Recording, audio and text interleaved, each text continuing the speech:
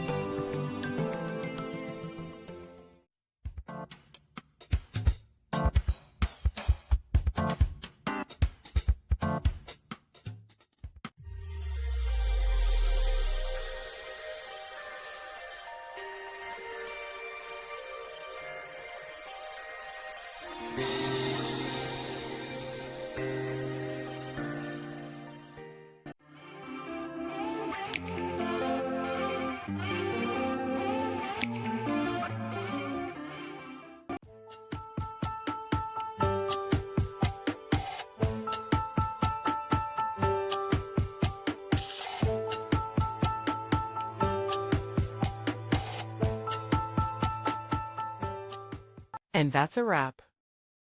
I hope you found the answer you were looking for. If you did, take a second to hit that subscribe button. It really helps out. And let me know in the comments which solution worked best for you. See you next time in the debug zone.